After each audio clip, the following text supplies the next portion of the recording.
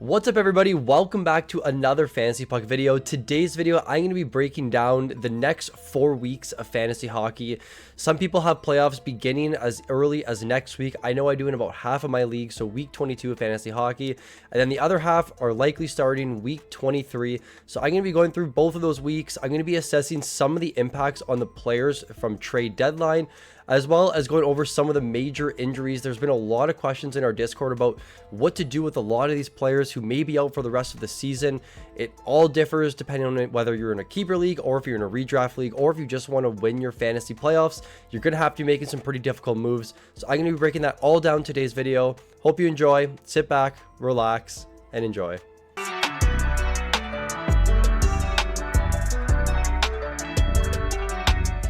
Starting us off with the worst playoff schedule for week 22 to week 24, which begins as early as March 17th all the way to April 6th. So this is going to be starting on Monday, the 17th. I know the FPPL does start this week as well, so I'm going to be using a lot of this data to base my decisions. Now, the big thing I want to stress is that if you're in a keeper league and you own players in some of these teams that are keepers, they're likely not worth dropping just to try and make a playoff run. For example, San Jose, say you play in a four player keeper league, like I don't think I would be dropping Celebrini or moving on from Celebrini just because they have a rough schedule. But I did want to highlight that these are the teams that if you've been streaming players, if there's guys that are fringe on your roster from San Jose, the Rangers, Winnipeg, Detroit, Edmonton, they can likely be moved on to players with just overall better schedules. You're going to get a big advantage when you're trying to maximize your roster with the games played. And these are the teams that for this week and for the next 3 weeks have very weak schedules. You can see that there's 3 teams that played just 8 games, not a lot of off night games here. So these are the teams I would likely not be looking to stream players from, as well as if they're fringe roster players or guys that just haven't been performing well for you, you can look to move on and add guys that just have a couple more games and a couple more off games to maximize your roster.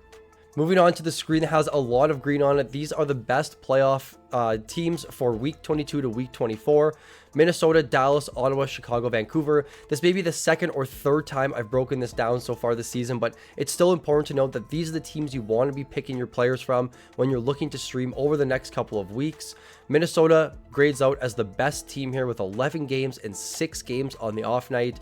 Chicago is also relatively interesting, although less games than the big 3 at the top. They do have 5 off night games, so those are the games when it's not busy and you can be streaming players. But Dallas, Ottawa, very strong schedules with 11 games. For example, if you look back on the last screen, San Jose with just 8 games, then you have Dallas, Ottawa, Minnesota with 11. 3 extra games could make the difference when players say they average 7 points per game. That could be an extra 21 points for your fantasy playoffs.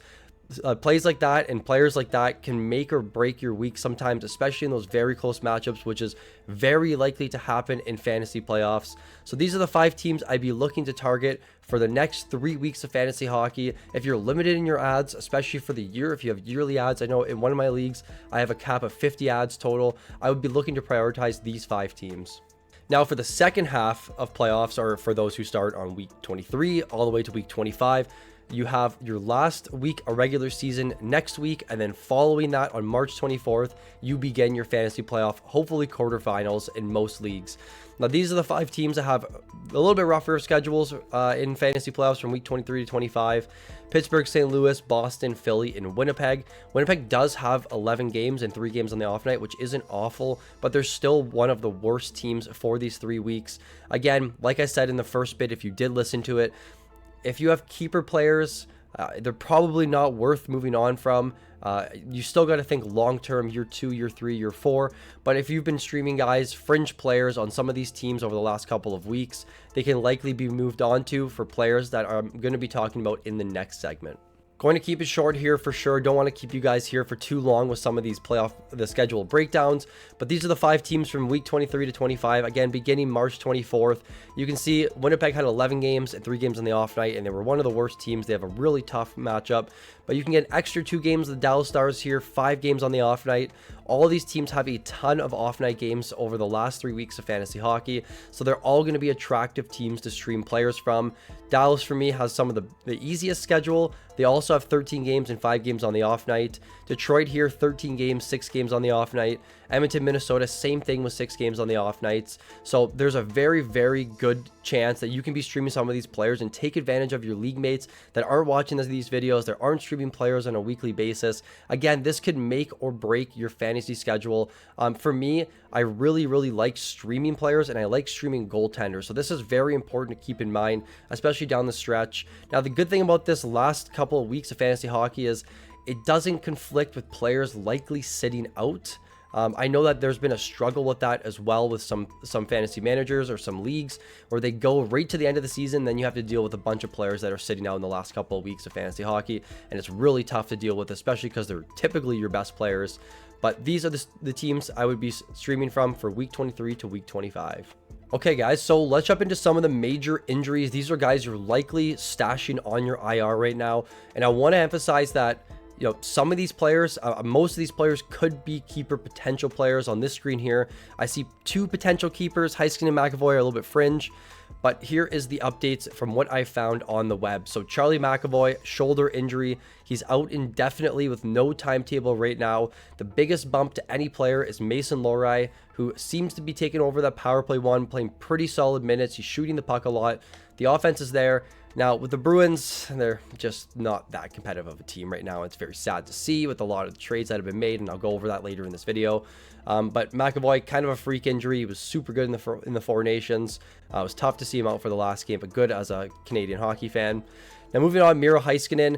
It looks like he's still out month to month. It looks like he may be out for the rest of the season.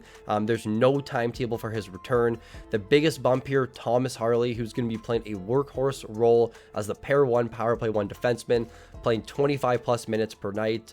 A guy that was relatively attractive in drafts this year. It's just hard when you're hidden behind Miro Heiskanen, who's the guaranteed pair 1, power play 1 defenseman. So moving on, Matthew Tkachuk here. He may return before the NHL playoffs. I still think I would hold him. And I guess I should mention, like, you can probably move on from McAvoy and Heiskanen. I don't think they'll play this fantasy playoffs. So those 2 guys you can probably drop at this point. With Matthew Tkachuk, it's a little bit iffy. I think, like, if you're desperate for a win and you need to be juggling around your IR spots, I know there's a lot of guys on IR right now. It sucks right now as a Jack Hughes, Roman Josi, Brady Tkachuk, and Nikita Kucherov owners in multiple of my leagues. I think I have Josi in 4, and I think I have Hughes in 3. So it's really tough right now dealing with some of those injuries. But a guy like Matt Tkachuk here, if you're not a keeper league, he's probably worth dropping at this point. The biggest bump here, Sam Bennett moves up to power play 1. Very attractive when Sam Bennett at any time when he's on power play 1, because he's just a very, very strong player. Now, Kirill Kaprizov, it looks like he underwent surgery on the 28th of January, and the expected timeline was 4 weeks, which tells me that he should be closing in on a return. It's been about 6 weeks since then, with my quick math. With how strong their schedule is for fantasy playoffs, it's difficult for me to suggest like dropping him right now. So I still think he's going to be a hold in redraft leagues, obviously keeper leagues. Tkachuk, Kirill Kaprizov, not droppable players by any means. But with Kaprizov here, you got to wait and hold, and you got to hope that he does come back for fantasy playoffs because of how strong their schedule actually is. Now, we got a bunch of other injuries here. Joel Eriksson, this is a very interesting one because in one of my most competitive leagues, he is on the free agency right now. I just don't have spots on my IR to just stash him. It's nice sometimes when you can pick up an IR player that you can just add him without having to drop anyone if you have space on your IR. But for right now, he's considered week to week. There's really no update. He was out as of February 25th, 2025. So with Eriksson, hopefully he could be back for fantasy playoffs. He is such a beast in fantasy, and the schedule is very strong for him. So hoping we can get him back within the next couple of days, or hopefully this week or early next week. With Roman Josi here, he's considered week to week as of the 1st of March. With Josi here, again, just not really a timeline. I still think he's worth holding because there hasn't been significant news suggesting that he will be out for the season. If that does happen, I still don't think he's droppable in keeper leagues. He's still, to me, a top 3 defenseman in fantasy, even going into next season, maybe a top 5 defenseman with Dahlin there as well. But still with Josi, hold, wait, and see. Dougie Hamilton, Jack Hughes, both kind of in the same boat here. Both guys are droppable in redraft leagues. I would consider Dougie a fringe drop in keeper leagues. He was like a top 50 player when he was healthy for the season. So it's difficult to say, like, if you didn't keep him last year and you know you have 4 or 3 better keepers in Hamilton, depending on the size of your keeper league, you could probably drop him. But with Hamilton here, I did see him be dropped in one of my leagues right now. It is a keeper league, but he does have 4 better keepers, for example. Biggest bump here, Luke Hughes. You should definitely look to roster Luke Hughes right now. He's playing 25 plus minutes per night, power play 1. He's basically getting the highest leverage role on the team from the back end. Jack Hughes here looks like out for the season, like I said. Again, redraft, you probably drop him. Actually, you definitely can drop him if you need the IR space. Biggest bump, Timo Meyer should be playing a lot more minutes with Hughes out. Lastly, we have Shea Theodore here. He's considered week to week after an injury in the 4 Nations, which means it happened around mid-February. So it's been about a month since then. Hopefully he can return in the next couple of weeks. Biggest bump here is to Noah Hannafin, who has moved up to the power play 1 role. Playing really good minutes as well down the stretch right now for the Vegas Golden Knights. With Theodore, still think he's a hold. Difficult to say. We have really no timeline for him right now. So if he does return next week or the week after, he should have pretty good value for you for the last couple of weeks of fantasy hockey. Moving on, we have Matt Barzal. He underwent surgery on his knee on the 8th of February, out for the rest of the season. You can drop him in both keeper leagues and redraft leagues. No need for Barzal here. It's been a very tough season, but could be a prime bounce back candidate next season when we jump into making videos. I love guys that have down seasons because that means you can just get them at a good discount for next year. Now, Adam Fox here, upper body injury. He was placed on injury reserve on February 26th. No timeline, but they did say he should be back soon. They didn't say it was a long-term injury, so hopefully you can get Adam Fox back in your lineup within the next week or 2. Colton Parayko here underwent a scope on his left knee, out for the remainder of the season. It's a pretty sad drop because he's been a very strong all-around defenseman. If I'm not mistaken, he was like top 5 for defenseman goals before his injury. So with Colton Parayko here, tough loss to your fantasy team. Very difficult to replace defenseman fantasy. I would say the biggest bump goes to Justin Falk, who hasn't been that good. He was a league winner for me this season and probably one of the more difficult takes I've had. But for Colton Parayko here, probably a drop in both keeper and redraft leagues. Victor Hedman, undisclosed injury, hoping to return as soon as this week. Get him in your lineup the day he gets back from injury. Make sure to monitor. I use Twitter the most when I'm monitoring the injuries. Discord updates it really quickly if you're not in there already. We have a lot of people that are on the ball in there, so Victor Hedman should return as soon as this week. Now, Quinn Hughes, he's returned back and has not practiced yet. If I'm not mistaken, he did play in the last game, but it seems like he's still dealing with an injury and is just trying to get himself back in the lineup right now. So it may be a day-to-day thing where he plays one, he's off one, he plays one, he's off one. So continue to monitor the status of Hughes. If he does go on the day-to-day and you have IR plus in your league, it's a perfect time to just, do some good roster management, toss him on your IR plus, add a goalie streamer, add a player streamer for that night or for a couple nights. But definitely a guy you want to monitor down the stretch. This Vancouver Canucks team has been an absolute nightmare to see them unfold between them and Boston. It's been arguably the 2 biggest surprises this season. All right, so let's jump into some of the trade deadline impacts and kind of what we're seeing from some of the players here and their impact on their new teams. Brad Marchand, probably one of the biggest surprise, maybe Rantanen, but Marchand, captain of the Boston Bruins. They couldn't come to an agreement on a deal, so they shipped him off to a playoff contender. He's out for the next 3 to 4 weeks from what I read. He may be back for like fantasy playoff finals, but I'm not overly hopeful about it. If you need to free up roster spots in your IR, you could probably move on from Marchand. I'm not entirely sure what his role will be. I'm going to assume he's not power play 1. I'm going to assume he's going to be like line 2, power play 2. They have a very strong forward group up front, but maybe they go to a 5 forward group and we'll kind of see what the impact is there. But with Brad Marchand here, I obviously like everyone that's on the Panthers, but we may not even see him for fantasy playoffs. Brock Nelson, big bump with Brock Nelson right here. He's currently skating line 2, power play 1. The minutes should improve because if you look at the Islanders system, they play their forwards like 18 minutes, 19 minutes, whereas the top 6 for the Avalanche are playing 22, 23 minutes. Like Martin Necas, on the Avalanche. Has been playing so many minutes, and I'm very happy as a Natchez owner and one in the FPPL. But with Brock Nelson here, very big bump to him. I really like him on a very highly offensive team. The Islanders, comparing the Islanders offense to the to the Colorado Avalanche offense, is a complete 180 for Brock Nelson. So a very, very big bump to him. Now, Mikko Rantanen, very interesting story here. Looks like he didn't want to sign with Carolina. It was a very surprising trade to everyone.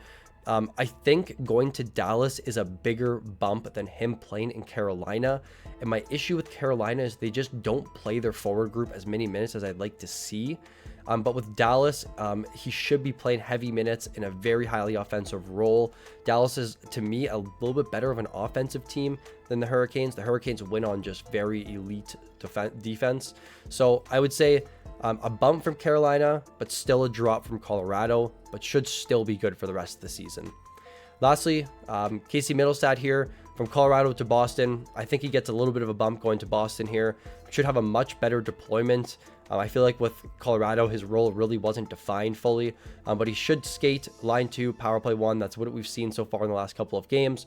So as long as he remains on that top power play unit, skating line 2, the minutes will be there for Middlestad. So I think he gets a bump, probably an add in like 14 team leagues, but in 12, I probably wouldn't touch him right now. Moving on, we have Logan Stankoven of the Carolina Hurricanes now. I would say it's a small bump to Stankoven because Svechnikov is out right now. So it looks like Stankoven is skating line 1, power play 1. We don't know how long this will stick because we do know Carolina does like to shuffle around their lines and the power plays. But with Svechnikov out, Stankoven definitely gets a slight bump here. I like the opportunity for him. I do think he could be worth a roster spot down the stretch. It just really depends on his deployment and his minutes moving forward. Dylan Cousins here, I would say it's a small bump, maybe a little bit bigger of a bump. He needed a change in scenery 100%. He's skating line 2, power play 1. He's actually scored in the last couple of games. I've added him in a few leagues. Buffalo is an absolute nightmare of a team. Oh, I actually have them backwards, Norris and Cousins, but you get what I'm saying. He went from Buffalo to Ottawa. So with Cousins here, I do think he gets a slight bump. I like the new team. They're pushing for a playoff spot, which means their top 6 should be playing a lot more minutes than their bottom 6. With Norris here, again, it's a little bit backwards. It should be Ottawa to Buffalo, but you know what I mean. I would say a bump to Norris as well. He's skating line 1, power play 1 in Buffalo. I saw he was skating with Tage Thompson. He did take a maintenance day in practice, so the lines were kind of juggled again. Buffalo's a nightmare team, but there's still openings in the top 6 for him to play big minutes, and that's all I want to see. So line 1, power play 1. The minutes should be good there for Norris. I do think he gets a slight bump now in Buffalo. Lastly here, we have Jake Wallman from Edmonton to San Jose. I think he gets a little bit of a drop, like not like a bump, like not an increase. I think he gets a little bit of decrease in value. The only reason why is because he won't be playing power play 1, although, I mean, Edmonton's a much better offensive team. The no power play 1 and maybe reduced minutes will hurt him a little bit in fantasy. I don't fully know how they're going to deploy him. The minutes have been about 19 to 23. Anything over 22 is really good for Wallman here. So I'm holding on to him in some leagues. It's just difficult to justify, you know, a guy that's not playing power play 1 if there are players that are a little bit better on the free agency, but I do know it's tough to find defensemen there. There is, you know, their top 4 is pretty set. They have Nurse, Ekholm, and Bouchard there, as well as Wallman. So there are not a lot of minutes to go around, especially from a shutdown standpoint. But I do think Wallman gets a little bit of a drop from San Jose, moving over to Edmonton. Last 2 guys here, Oliver Bjorkstrand. I do think he gets a bump going to the Tampa Bay Lightning.